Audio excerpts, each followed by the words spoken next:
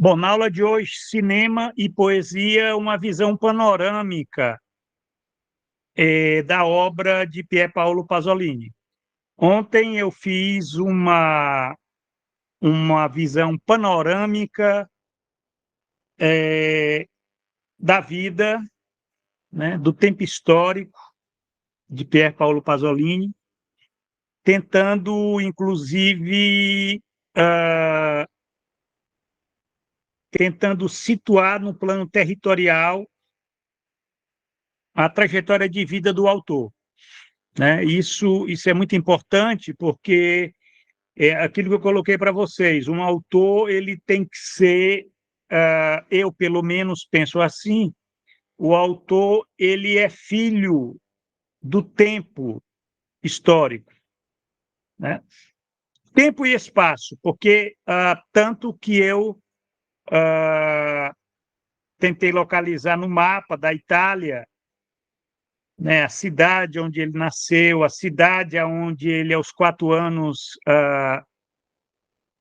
ele foi morar com a mãe, né? E a trajetória que ele fez desta cidade, no Friuli, para Roma, né? Em Roma, a partir do mapa da cidade de Roma, né? Foram morar na periferia, enfim, inclusive localizamos até o local onde foi cometido o assassinato de Pasolini. Então, esse detalhe, né? Esse detalhe geográfico, ele também é importante.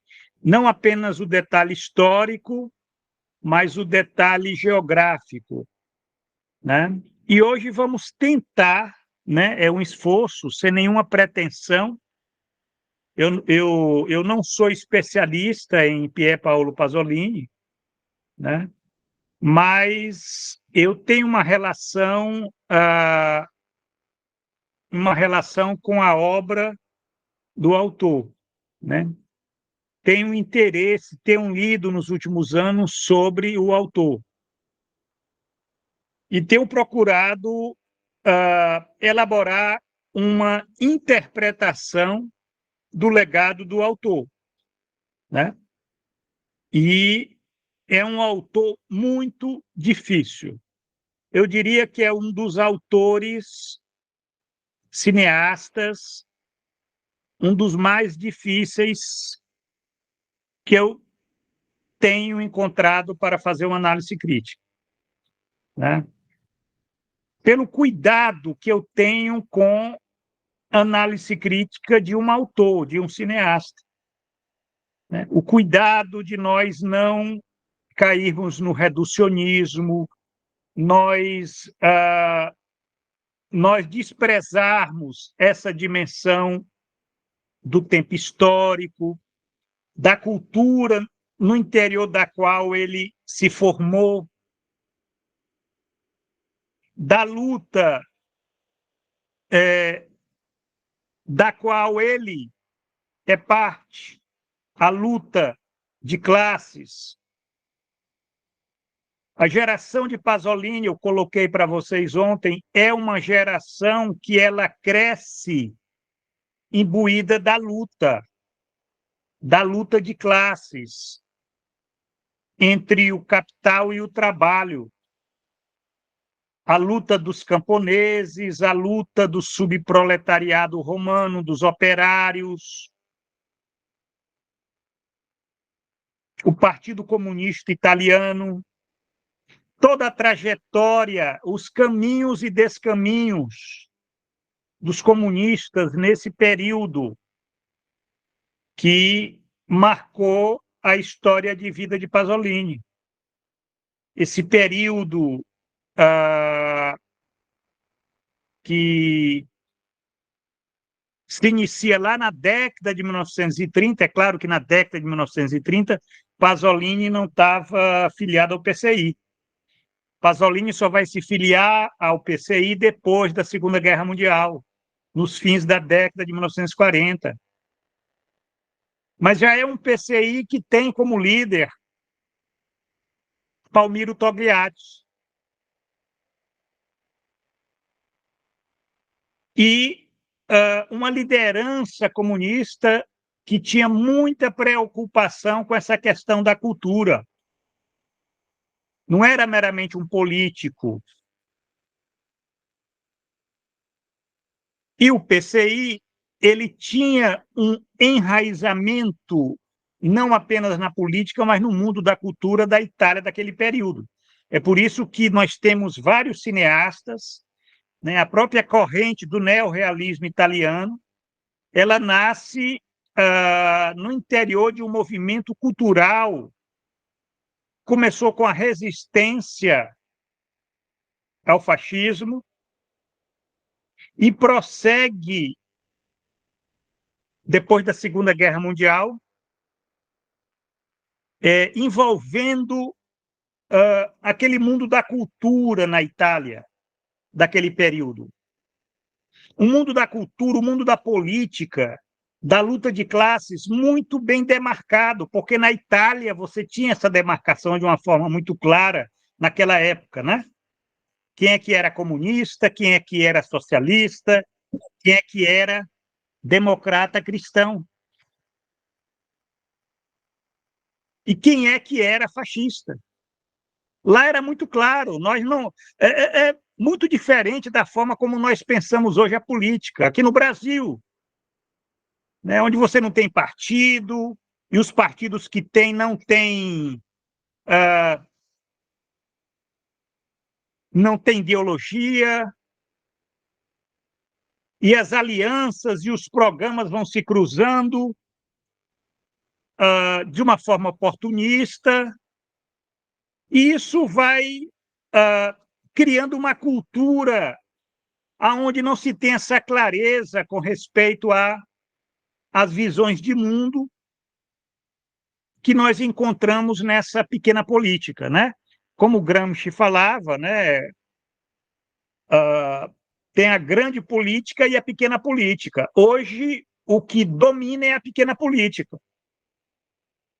Né? Você não tem clareza quem é que é liberal, quem é que é socialista, comunista, democrata cristão, que aqui tem democrata cristão, né? Quem é que é fascista, que não tem essas demarcações. E aí fica uma coisa nebulosa, mas na época de Pasolini você tinha essa clareza. Você tinha os cineastas que eram comunistas. Você tinha os cineastas que eram socialistas, não eram comunistas, mas eram socialistas. Né? Eram cineastas, escritores, teatrólogos, né?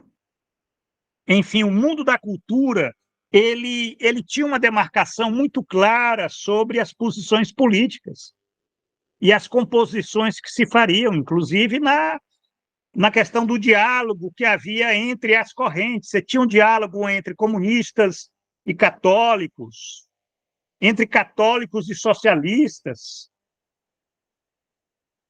Você tinha o reconhecimento da importância daquela institucionalidade democrática que vai surgir após na vitória dos aliados na Segunda Guerra Mundial, na preservação da democracia italiana. Uma democracia social.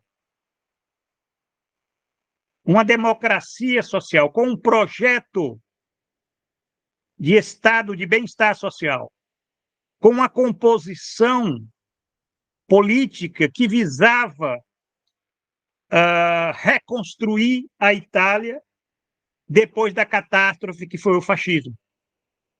E todas as forças políticas, elas tinham esse compromisso histórico, inclusive os comunistas, né? O Partido Comunista Italiano era o partido mais aberto a um diálogo com as mais diversas forças políticas da esquerda e da centro-esquerda. Da direita, com os fascistas, era difícil ter diálogo. Bom, então, esse é a conjuntura, o espaço, o território, o panorama político-cultural, aonde Pasolini vai, na década de 1950, como eu coloquei ontem, a partir de 1955, ele vai se tornar um escritor de reconhecimento, né, em Roma. Né? Ele, pouco a pouco, ele passa a ser reconhecido como um interlocutor cultural importante, controverso, polêmico, de talento, inclusive é convidado para escrever roteiros, publicar artigos em jornais, revistas, já publica os seus romances. É o período de 1955, é o período da ascensão desse autor. De um autor muito criativo, versátil e polêmico pela própria condição dele, né? A própria condição dele de expor o mundo do subproletariado em Roma, na Itália, aqueles setores mais pobres da população romana. E essa exposição que ele fazia incomodava os fascistas, incomodava a democracia cristã, que não queria, a democracia cristã, ela não queria que o mundo ficasse com a má imagem da Itália, né? Inclusive, tem até uma história que se conta, né? Que Vittorio De Sica vai lançar, em 1953, o filme Umberto D., que é um clássico do cinema neorrealista, né? Sobre a situação de miserabilidade dos pensionistas, dos aposentados na Itália. E o governo ficou preocupado, porque aquilo dava uma má imagem da Itália para o mundo, né? Porque o cinema era um espetáculo de massa. As pessoas afluíam ao cinema na época, obviamente, né? É o único meio, né, de comunicação visual, audiovisual de massa era o cinema. Então, esses cineastas comunistas, neorrealistas, com o comprometimento político de expor a condição de proletariedade, nós podemos dizer assim, né, do mundo do trabalho na Itália naquela época, eles incomodavam pela forma como eles faziam essa exposição. E Pasolini, quando ele publica o seu primeiro romance, Meninos de Roma,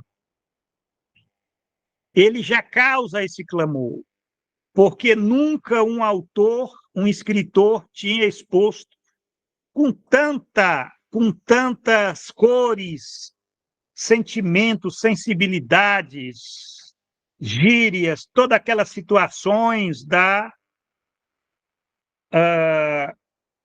daquele subproletariado, inclusive de garotos, né, que se prostituíam nos bairros populares. Então, aquilo dali incomodou, causou um clamor. O livro, inclusive, foi taxado de pornográfico. E, enfim, Pasolini ele já surge na vida pública italiana como um autor, um escritor maldito. maldito, porque aquilo era um ato político, não era meramente algo que não tivesse a ver com uma visão de mundo. É claro que ele tinha uma visão de mundo, e a visão de mundo dele era uma visão de mundo comunista, e o comunista ele tem esse compromisso de estar expondo a exploração, a expoliação, a alienação que vive o mundo do trabalho nas suas mais diversas formas, nas suas mais diversas formas. Não era só nas fábricas, era na vida cotidiana, nas relações que haviam, inclusive, entre os sexos, na opressão, na discriminação. Aquilo tudo nunca tinha sido retratado com tantas cores na Itália na década de 1950. Inclusive pelo fato da própria condição do autor, né? Homossexual e comunista. Já era, só por essa condição, ele já era um maldito. Ele já tinha um destino de ser um maldito, pela condição que ele nunca renunciou. Ele sempre assumiu essas duas condições, e isso precisou ter muita coragem para assumir essa condição numa Itália católica, numa Itália conservadora, preconceituosa, porque, queiramos ou não, ali era a Itália onde você tinha a Igreja Católica, que era um poder cultural muito forte. E é importante, quando a gente estuda um autor, a gente fazer esse movimento de, de empatia, se colocando no lugar dele, para que a gente possa sentir, pelo menos, alguma fagulha de uma experiência vivida que talvez só aquela leitura intelectual, acadêmica, fria, serena, não consiga apreender, né? Porque aí a gente vai apenas, em geral, na academia, você vai fazer aquela colagem a partir de uma outra visão de mundo, muitas vezes, né? Aquilo que eu coloquei ontem, né? Você pega uma visão de mundo pós-moderna e tenta interpretar um autor como Pier Paolo Pasolini. Aí você transforma ele num personagem que não tem nada a ver com aquilo que de fato representou aquele autor nos seus limites e nos seus alcances. Então, eu vou fazer essa exposição, é uma exposição muito objetiva. A função desse minicurso é apenas dar subsídios, complementar as provocações que nós estamos tendo nas conferências que devem estar sendo dadas, estão dadas às 20 horas, né? Hoje nós vamos ter uma análise crítica do filme Édipo Rei, né, com a psicanalista Ana Celeste Casulo. E o minicurso ele é aquele espaço de subsídios, de complementos, que não tem nenhuma pretensão de esgotar nada, porque esse seminário ele também não tem nenhuma pretensão de esgotar nada. Ele quer provocar, como é aquilo que está na origem do projeto Tela Crítica. O projeto Tela Crítica é isso, a tela crítica, quer dizer, nós procuramos ir além da tela. É por isso que a gente parte do filme para estar discutindo aqui os problemas do nosso tempo histórico, porque nós partimos do seguinte princípio: cada grande autor ele tem uma mensagem que vai além, muitas vezes, do tempo em que ele viveu. O que nós precisamos fazer é nos habilitarmos para nós captarmos essa mensagem, uma mensagem radical, radical no sentido que ela vai até a raiz da civilização, e a raiz é o próprio homem. Porque o grande autor realista, que é aquele que respeita a realidade, é aquele que tem essa interpretação e interpenetração da realidade, ele não deixa de estar expressando a verdadeira arte, que é a autoconsciência da humanidade. É por isso que esses grandes autores eles são eternos. Eles são eternos. E o cinema tem autores que são eternos, né? São eternos. Eles tiveram o tempo histórico deles, como eu estou falando aqui do tempo histórico do Pasolini, mas nós estamos em 2023 fazendo, organizando esse evento para tentar mapear esses elementos que podem nos ajudar a ter uma consciência crítica da sociedade, né? Porque é disso que se trata. Bom, hoje eu vou falar um pouco aqui do cinema, da poesia, dos poemas, enfim, de Pier Paolo Pasolini, né? Ontem eu falei da vida, hoje eu vou falar da obra, sem querer esgotar, só pontuando algumas reflexões. Vou, inclusive, acabar um pouco mais cedo aqui a minha fala, para tentar ouvir vocês, né? Caso queiram colocar questões, eu acho isso importantíssimo, né? Então, nesse primeiro momento, olha só, Pasolini ele tem uma experiência estética muito curiosa, né? Ele foi um autor que ele procurou não ficar apenas na Itália, é claro, né? Mas procurou ter uma visão, ele tinha uma visão muito fina daquelas populações, daquelas formações sociais que ainda não estavam colonizadas pela modernidade burguesa, né? Então, no caso aqui, vamos pensar no terceiro mundo, né? Na época, essa era a palavra que eu utilizava naquela época, terceiro mundo. Então, ele tinha um olhar muito fino para essas populações, para essas formações, esses países, tanto que foi lá que ele utilizou como locações de alguns de seus filmes, né? Ele fez estudos para filmes sobre a Índia, sobre a Palestina, né? Inclusive Orestia, planos de filmar Orestia de Ésquilo, né? Um autor grego da tragédia grega, né? Filmar na África, né? Ele inclusive tem um filme Apontamento para uma Orestia africana, né?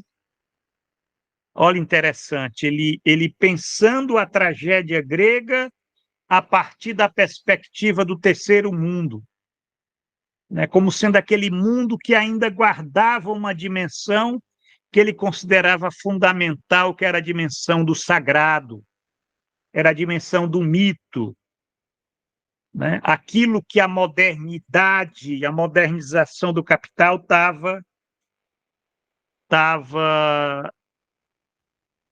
destruindo de uma forma voraz, né? Com todo esse processo que ocorre após a Segunda Guerra Mundial de modernização, né? De industrialização, né? Da sociedade de consumo de massa, né? Então, Pasolini ele tinha, e esse era um ideal dele, né?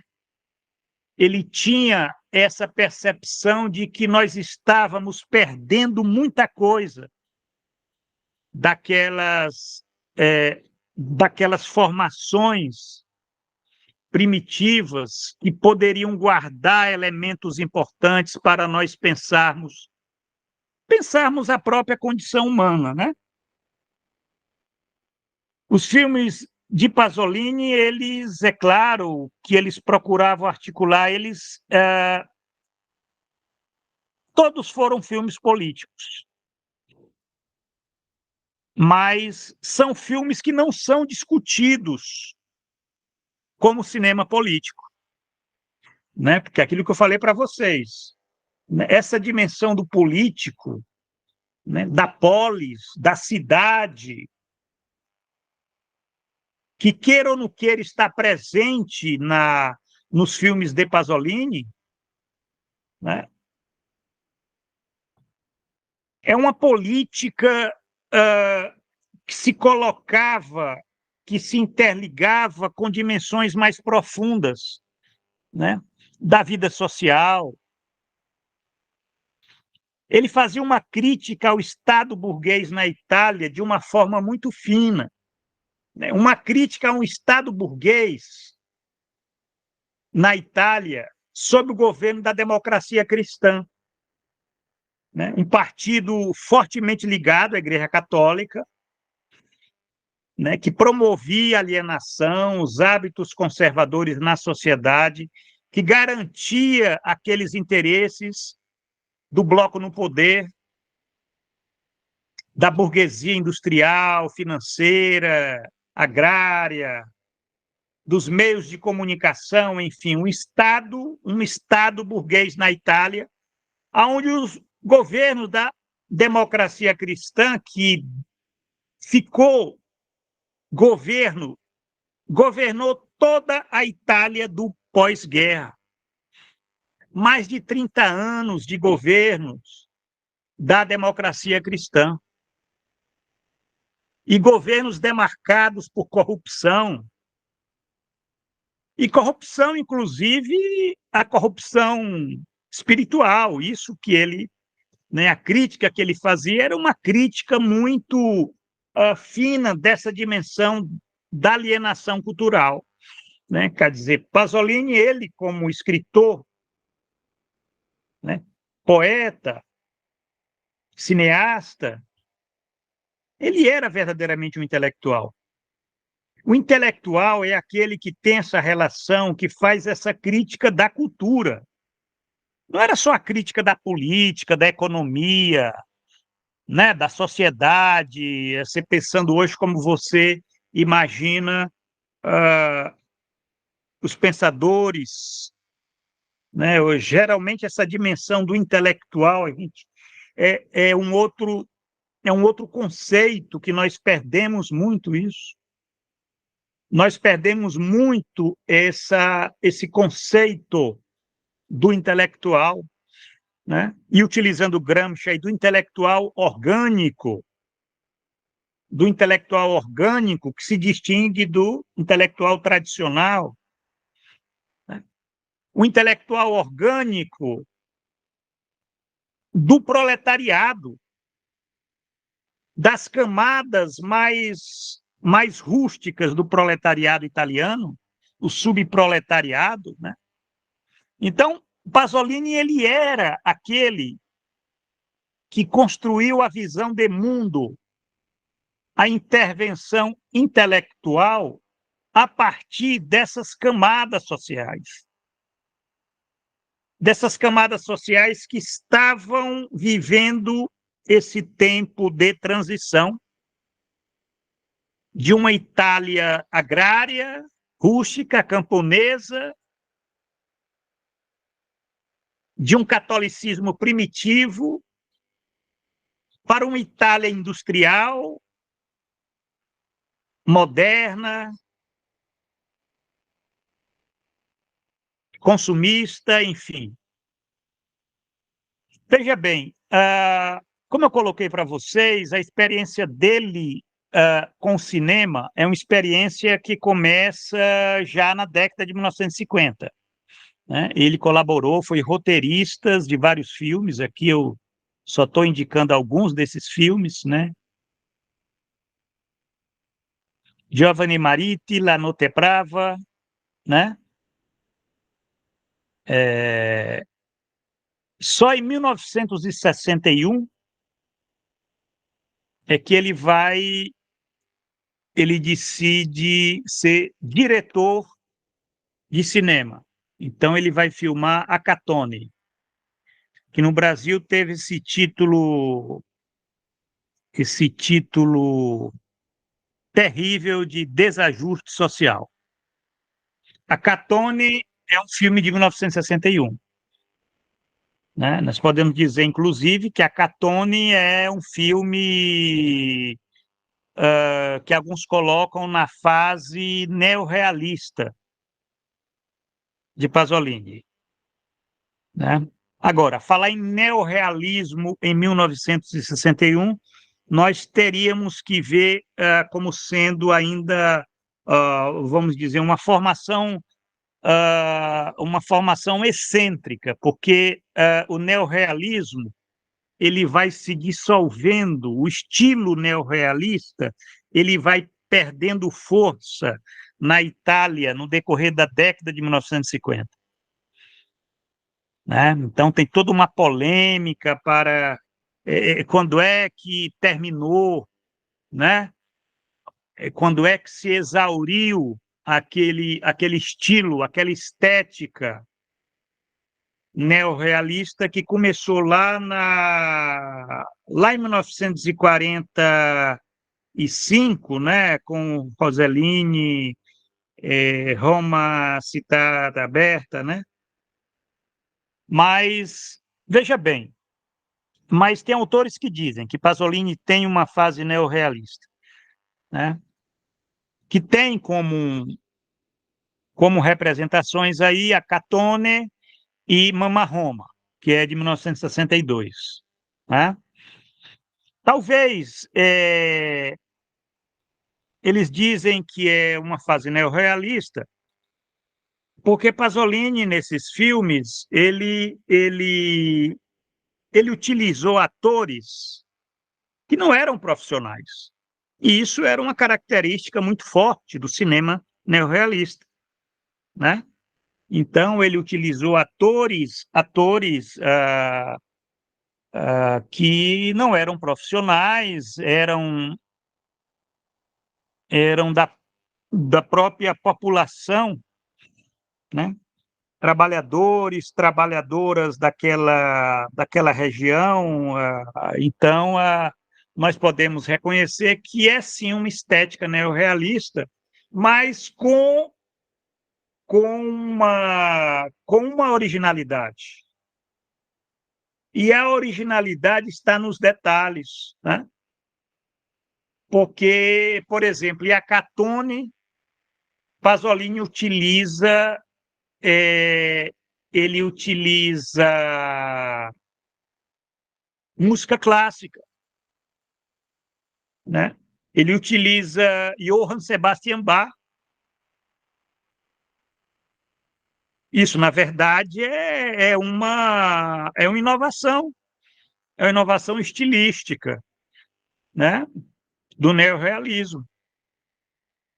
Por quê? Porque Pasolini ele, ele fazia, ele tinha ele já começava a experimentar no cinema, em A Catone, aquilo que, de um certo modo, vai caracterizar em toda a sua vida de cineasta, que é esse diálogo entre o clássico e o moderno, né? Entre o clássico e o moderno. Isso me lembra muito um cineasta americano que utilizou muito essa, esse recurso, foi Stanley Kubrick, né? Stanley Kubrick. Stanley Kubrick, por exemplo, em Laranja Mecânica, ele, numa certa cena lá, ele está tocando lá a sétima de Beethoven. Um filme tratando de uma Londres uma distopia em Londres, né?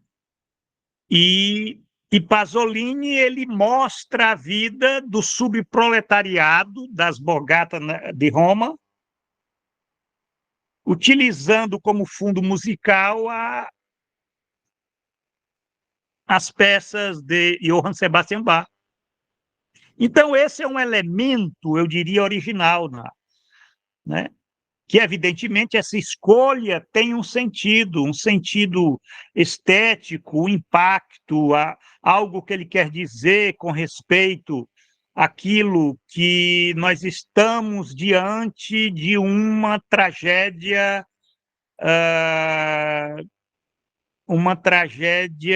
do nosso tempo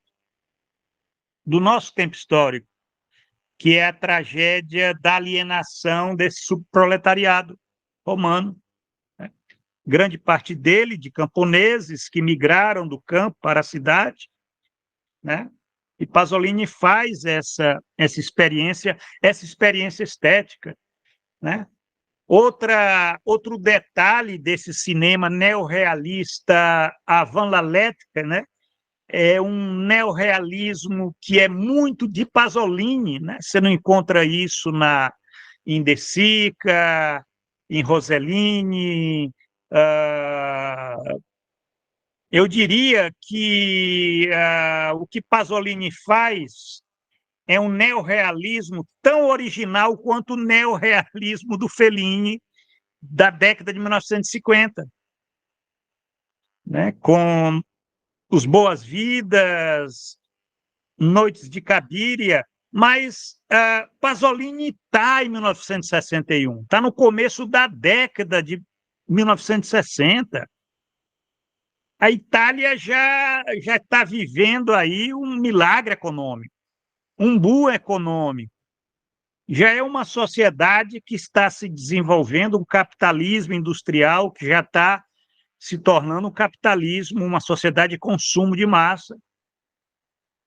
E Pasolini lança a Catone para retratar o subproletariado pobre, miserável da periferia de Roma, né? Com vadios, prostitutas, expondo isso no cinema, o cinema que era um meio de comunicação de massa, e tendo essa sensibilidade estética de estar articulando a linguagem cinematográfica com a linguagem musical clássica, por exemplo, de Bach, de Mozart, e também com a linguagem pictórica, através de algumas tomadas de cena que nos fazem lembrar pinturas italianas do século XVI, XVII. Né? É um olhar, ele via o cinema como sendo essa síntese, uma síntese técnica superior dessas outras linguagens, a pintura, a música, a literatura. Quer dizer, Pasolini, que chega de forma tardia ao cinema, porque, na verdade, ele vai chegar só depois, né? O primeiro filme é de 1961, mas ele já era um autor que tinha que já era conhecido na Itália, romancista, tal. Ele vai ver no cinema um espaço de experimentação estética superior, aonde ele vai brincar muito na década de 1960 com isso, de uma forma original, criativa, tentando impactar a sociedade. Essa é a questão, né? Nós não podemos esquecer daquele Pasolini que fazia que fazia a propaganda comunista naquela pequena cidade lá do noroeste da Itália, né? Lembram que ontem eu comentei com vocês que ele, inclusive, criou lá uma forma, uma pedagogia para estar fazendo a comunicação e a luta ideológica utilizando esses recursos, né, de jornais, de revistas, de literatura, né? Então, ele continuou sempre desta forma, né? Com o aprimoramento técnico, porque quando ele fez a Catone, ele conhecia muito pouco do que era a direção cinematográfica, mas ele foi aprendendo e foi aprimorando, né? Aí nós temos Mama Roma, 1962, né? Em 1964, temos um grande filme, O Evangelho segundo São Mateus, que eu diria que é o ápice de um desenvolvimento daquilo que marcou toda a experiência de cinema de Pasolini, que é a experiência da tragédia. Olha que interessante. No fundo, é uma tragédia que tem um fundo sacro, porque passa pela cultura onde ele se formou. Qual foi a cultura que ele se formou? A cultura católica, de um catolicismo primitivo, de uma experiência aonde ele não poderia deixar de dialogar, de requisitar para fazer a crítica da modernidade do capital. Nesse filme de 1964, nós temos o Cristo proletário. E talvez nós possamos ver nesse Cristo proletário a mesma situação de Acatone, a mesma situação, inclusive, do filho lá de Mama Roma, né? Que é também uma história trágica. Nesse ponto, Pasolini é outro ponto que é importante que se diga. Sim, ele se filia ao neorrealismo pela forma da construção da narrativa, que, em geral, os filmes neorrealistas eles têm um final trágico, exatamente para contrastar com aquelas narrativas de Hollywood. Então, o Evangelho segundo São Mateus é uma interpretação pasoliniana do grande mito da civilização ocidental, que é Jesus Cristo. Depois ele faz novamente experimentações, ele faz um documentário em 1965, Comisi d'Amore, muito interessante esse documentário, onde ele, de uma forma muito curiosa, ele faz entrevistas com jovens sobre sexualidade, sobre a cultura, sobre aquilo que de fato diz respeito à vida. A vida. A vida no sentido mais lato da palavra, né? Porque a vida é isso, a vida é libido. A vida é libido. E Pasolini faz essa experiência cinematográfica, que é etnográfica, Comisse d'Amore. Faz alguns curta-metragens, né? Em 1966, ele filma outro experimento, que é uma parábola na forma... É uma parábola utilizando uma alegoria que não foi entendida pelo público, com muita dificuldade, porque aí já começa a entrar o Pasolini complexo, né? Uccellasse e Uccellini, né? Gaviões e passarinhos. que ele fez uma parábola sobre a Itália de 1966, uma parábola que tem um sentido trágico, né? Evidentemente, aí é mais um... ele fala do Partido Comunista, que está lá no Corvo, fala do esforço de tentar... né? Havia todo um esforço católico de tentar conciliar os antagonismos, as confrontações sociais que estavam já começando a crescer na Itália daquela época, né? E o Schillaci e o Cellini é um filme muito curioso, que eu acho que só esse filme mereceria uma semana de análises, né? Porque os filmes de Pasolini são filmes que merecem teses, merecem semanas, eles são muito ricos. 1967, Édipo Rei, que hoje nós vamos fazer a discussão às 20 horas, não vou falar muito aqui, mas ele já começa a se aproximar das experiências cinematográficas com as tragédias gregas. Olha só, ele foi para um campo onde ele se aprofundou em fazer essa discussão sobre o destino, sobre o sagrado, sobre o mito, né?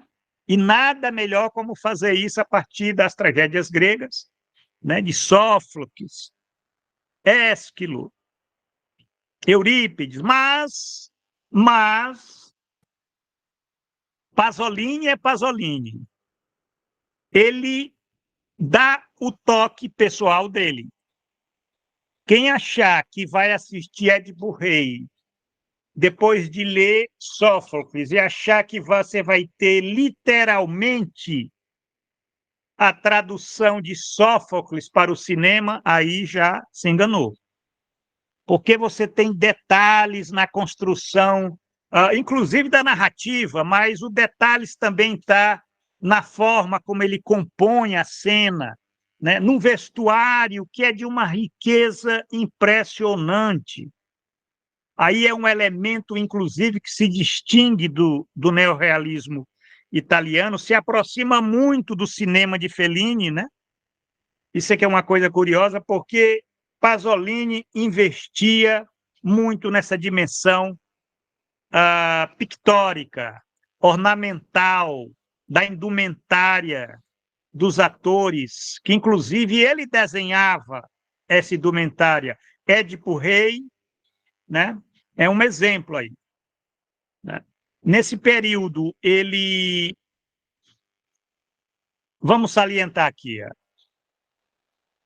outro grande filme, 1968, Teorema, que nós discutimos ontem, né? Olha que grande tempo nós vivíamos, né?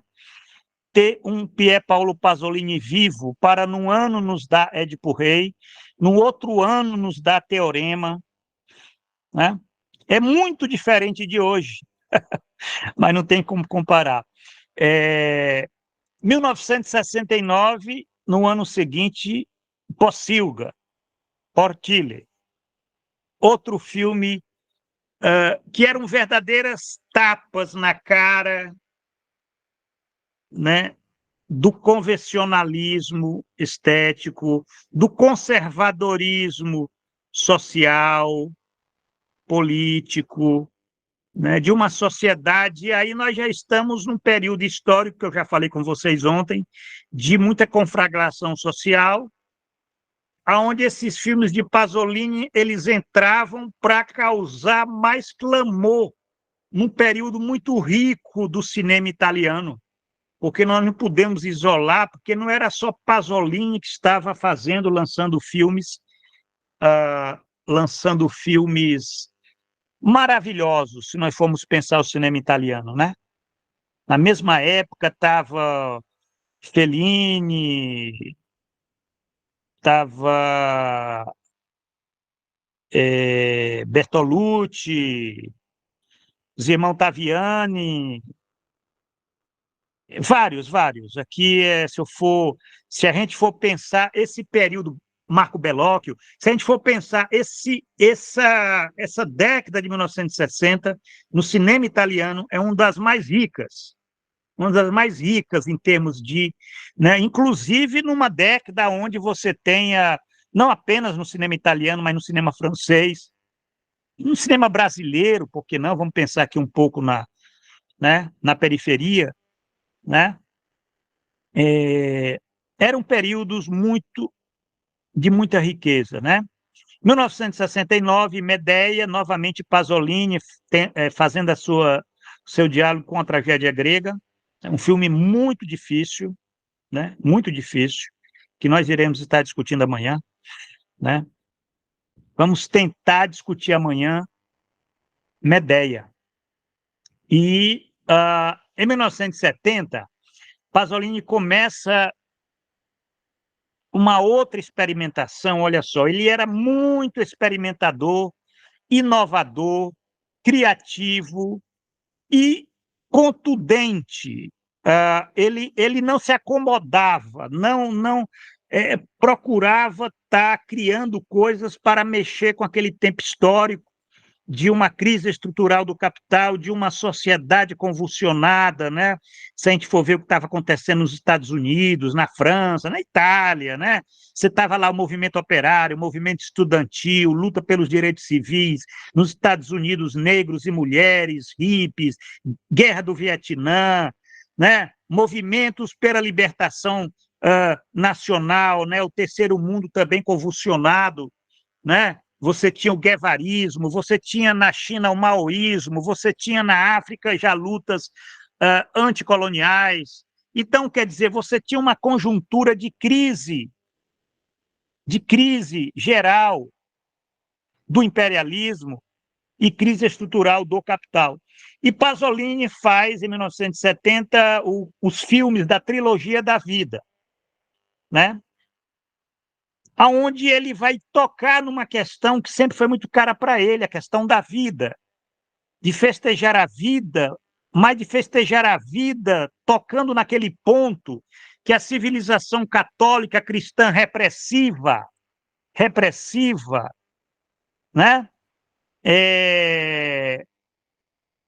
Sempre reproduziu essa repressão sexual, e essa trilogia da vida, ele se apropria da literatura de Decameron, os contos de Canterbury, né? As Mil e Uma Noites, de toda a literatura do Ocidente e do Oriente, toda uma literatura clássica, do classicismo, ele se apropria dessa literatura para o quê?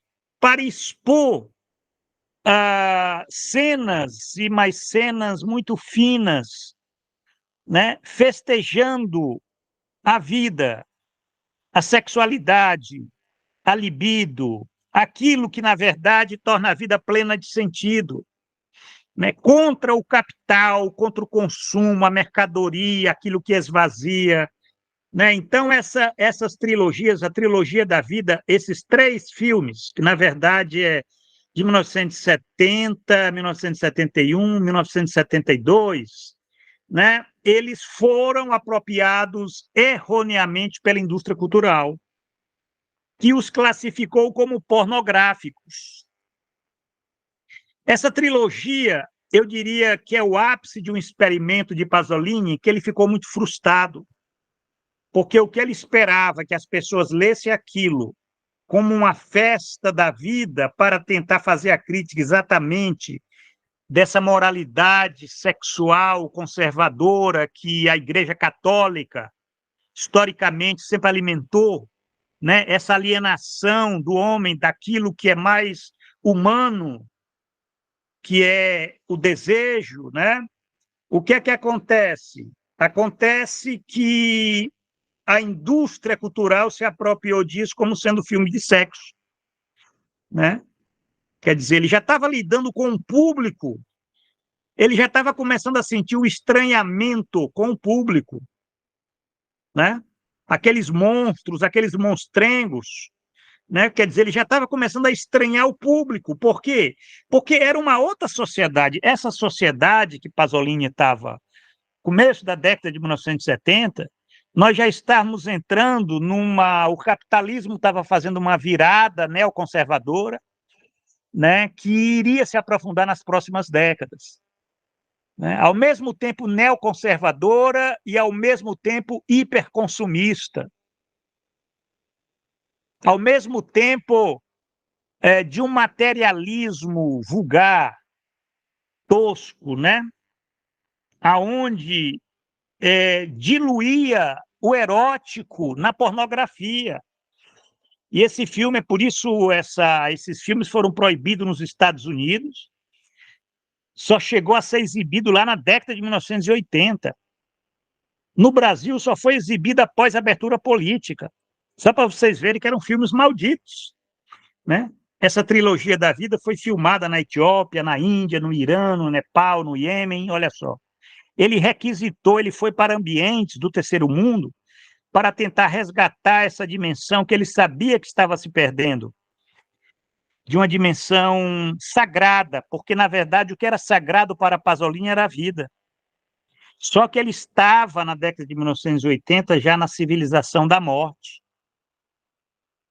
O Capital, na sua fase de crise estrutural, ele é necrófilo. Ele cultiva zumbis, né? É muito curioso, eu não sei se Pasolini chegou a assistir, mas em 1968, Jorge Romero, nos Estados Unidos, filmava A Noite dos Mortos-Vivos, que era uma crítica também da sociedade de consumo. É muito curioso que esses filmes de Romero, né, essa trilogia dos mortos-vivos, tem uma carga muito grande daquilo mesmo que também Pasolini começou a criticar através dos seus artigos de jornais, que depois foram publicados nos livros que as pessoas já caracterizam como sendo a fase corsária, né?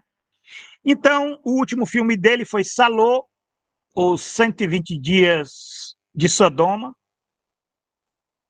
um filme que algumas pessoas tentam dizer que ele fez uma quadrilogia, né? A trilogia da vida, mas esse filme de Saló tal não. Mas esse filme de Saló, eu já interpretaria de outro modo. Eu interpretaria como uma experiência, o ápice de uma experiência de crítica da cultura burguesa, na sua forma mais extrema, porque é a crítica daquilo que é do fascismo, que, aliás, é um tema que percorre toda a vida de Pasolini, né? É claro, né? Se você é comunista, para o comunista, o maior inimigo do comunista é o fascista. Por quê? Porque o fascista, ele é aquele que elimina aquilo que para o comunista é fundamental, que é a consciência, a sensibilidade, a consciência moral, a capacidade, inclusive, de refletir, de pensar e fazer a crítica da ordem, do sistema, né? Isso é muito diferente quer dizer, o comunista vê no fascista aquele que cancela, inclusive, a possibilidade da emancipação, da utopia, cancelamento. É por isso que Pasolini, ele começa a criticar, ele já começa a perceber aquilo nas sociedades ocidentais, aquilo que ele chama de um neofascismo, que ele identifica, inclusive, na juventude, nos monstros e monstrengos, imbuídos do hedonismo da sociedade de consumo, tudo aquilo que o neocapitalismo ia desenvolver nas próximas décadas. Neoliberalismo, né? O triunfo do neocapitalismo, que vai dar naquilo que Pasolini já vai identificar no começo da sua fase corsária como sendo, na verdade, mutação antropológica é meramente a primeira onda do sociometabolismo da barbárie. Então, vejam bem, gente, esse autor, ele é um autor que, objetivamente, nós analisando, e eu já concluindo aqui a minha fala da aula de hoje, ele era um autor que estava condenado pela própria forma como ele lidou com o sistema político na sua dimensão, eu diria, mais crua, que, inclusive, nós não podemos duvidar que, na verdade, Pasolini foi assassinado. Foi um crime político, né? Um crime político. Embora se diga que há controvérsias, mas foi um crime político, porque teve participação de outras pessoas e teve, sim, organizações, e havia muita gente interessada em eliminá-lo da vida cultural, política da Itália daquele momento. Um país que estava no olho do furacão das contradições daquela ordem imperialista, que estava vivendo uma profunda crise e estava procurando se reordenar.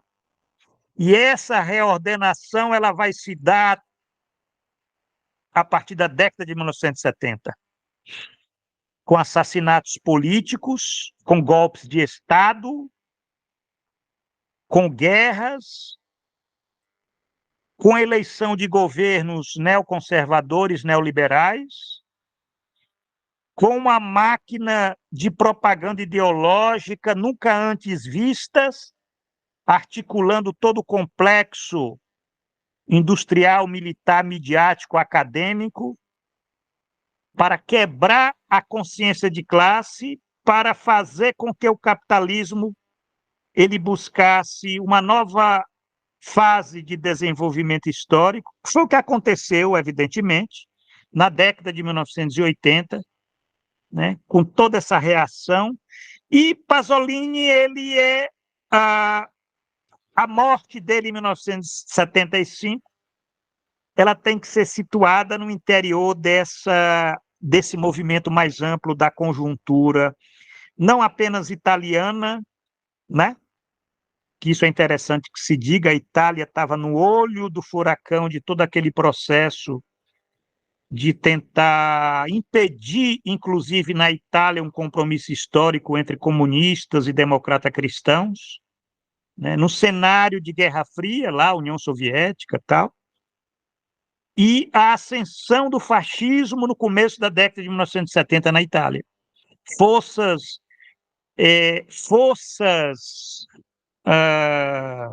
nefastas, alimentadas, inclusive, pela máfia siciliana e pela CIA. Interessava para eles estar quebrando, eliminando aquelas figuras que causavam clamor no sentido de fazer a crítica dessa ordem burguesa. Então é isso, a nossa aula de hoje, evidentemente, eu não falei aqui do teatro, dos ensaios, das poesias, dos poemas, mas é muita coisa, e nós, na aula de amanhã, daremos prosseguimento tratando de outros aspectos. Hoje foi o aspecto ainda tratando da obra, né? Amanhã nós já avançaremos tentando situar mais esse autor, né? Esse autor que ele tenha toda essa riqueza, essa riqueza que, de um certo modo, merece a nossa reflexão hoje. Antes de fechar, tem aqui, Arthur Lobato levantou a mão, né, Lobato? Desculpa, eu estava com slides, não consigo ver, né? Mas se ainda quiser falar alguma coisa, fica à disposição, camarada. Bom, queria primeiro dar boa noite para meus companheiros aí, companheiras, fiéis aí no Pasolini, né?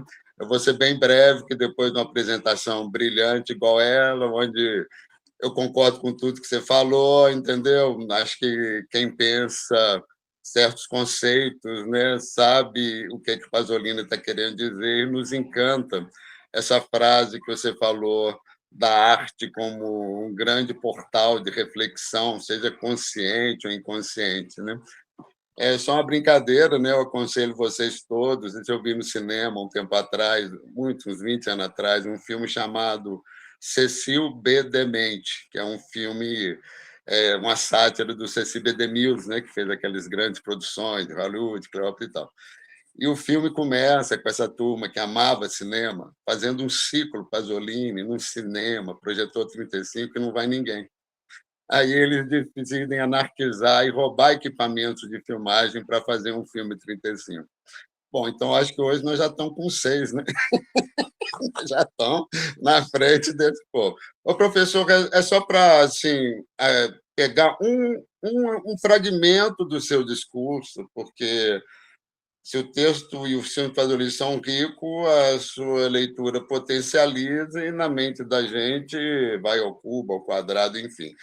Acho que a questão do neorrealismo, eu queria trazer algumas contribuições, quero dizer que eu não sou dono da verdade, mas essa é a linha que caminha, que eu filmo, porque os cinemas eles começaram em Hollywood, depois em Nova York, com capital que envolvia realmente uma grande número de judeus que tinham capital, mas não poderiam se estabelecer como profissionais liberais. E o cinema vem, nesse momento, nos Estados Unidos, com essa possibilidade. Então, nós temos a Metro Golden Mayer. Né? Então, se vocês vão ver todos esses produtores, eles precisavam de uma coisa, porque a questão de ser judeu, você era barrado em muitos cargos administrativos, concursos. Né? E o interessante é que o Pasolini ele trabalha muito essa questão que é o neorrealismo. Então, se os cinemas começaram com essas pessoas, os primeiros estúdios eles eram ao ar livre para usar iluminação artificial e depois se fizeram os grandes estúdios, aqueles galpões nos quarteirões, que ali se fazia o cinema com controle total da luz, dos artistas, das estrelas, né? Diferente de você ir a campo. Então, quando eu vejo aqueles faroeste do John Ford, mas voltando, né? E essa estrutura de cinema, caso vocês não saibam, quem criou a Cinecittà foi o nosso amigo, entre aspas, Mussolini, Benito Mussolini. E eu fui, quando eu fiz 60 anos, eu falei, eu vou em Roma, nem que eu fique endividado, eu fui na Cinecittà, e tem as fotos da inauguração, e o Mussolini sabia do poder do cinema, porque ele mesmo foi jornalista, foi cinegrafista, foi repórter cinematográfico, né? Trabalhava em documentários. E o neorrealismo ele surge como uma nova realidade, um novo olhar para quebrar essas estruturas dos estúdios, porque o primeiro filme neorrealista, que o Rossellini ele trabalhava na Cinecittà durante o governo fascista, durante a guerra, e em 1945 ele pega umas câmeras e sai de lá com essas câmeras da Cinecittà e começa a filmar na rua. Mesmo que Roma Cidade Aberta seja um romance, tem um filme que todo mundo tem que ver que se chama Alemanha Ano Zero. É um filme neorrealista porque ele vai em Berlim, em 1945, recém-bombardeada, as crianças famintas. Então, esse neorrealismo está muito presente em Acatone, por exemplo. Você falou muito bem, os primeiros filmes de Fellini, Noite de Cabiria. E se a gente for ver, essa questão influenciou no Brasil o cinema novo, uma câmera na mão e 10 na cabeça. Na França, Nouvelle Vague, com Godard e tudo mais. Na Alemanha, o novo cinema alemão, com Volkswagen, com Herzog, com Fassbinder. Né? Então, nós temos todas essas vertentes, o cinema revolucionário, o cinema 16mm, o Easy Rider, que é um marco do filme da estrada, né? Ou seja, vamos levar essa ideia. Muito obrigado, é o que eu queria contribuir com essa discussão do novo cinema, com esse olhar multidisciplinar, onde eu estou apresentando somente um olhar que eu tenho, que não é o da verdade absoluta, mas para mim é. Muito bem, Lobato, obrigado pela contribuição e a importância da gente estar conhecendo a história do cinema, né? Conhecendo, principalmente no pós-guerra, né? E nós vamos estar sempre comentando esses aspectos, espero que amanhã a gente desenvolva mais, e fazendo essa observação, né? Entre nós aqui, um dos nossos alunos aqui, o Matheus Silveira dos Santos, ele é um aluno, é um pesquisador, faz pós-graduação e ele analisa L'Arabia, de Pierpaolo Pasolini, que é de 1963. Eu diria, viu, Matheus, até o final desse nosso minicurso, eu gostaria de ouvi-lo, que você falasse, apresentasse o teu projeto. Eu acho que isso vai ser importante aqui para esse nosso diálogo, né? E essa troca de ideias. Infelizmente, o nosso tempo ele é muito curto, certo?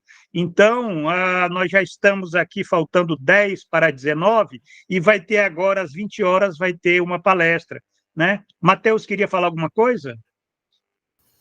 A gente pode falar outro dia, mas eu pesquiso sobre um conceito do Walter Benjamin, né? Do livro das passagens dele, o conceito de imagem dialética, e eu faço uma comparação entre a teoria crítica, né, e o pensamento sobre a história do Pasolini a partir do filme L'Arabia, né, A Raiva. Muito bem, muito bem. Eu acho que isso é importante para a nossa visão ampla, isso que o Lobato falou, né? Essa confluência de perspectivas para nós entendermos um pouco a riqueza de um autor. Então, gente, eu agradeço a todos vocês e espero todos vocês amanhã para mais uma aula do nosso minicurso Pasolini e o século XXI. Até mais tarde com o nosso seminário. Boa noite a todos, até lá. Tchau.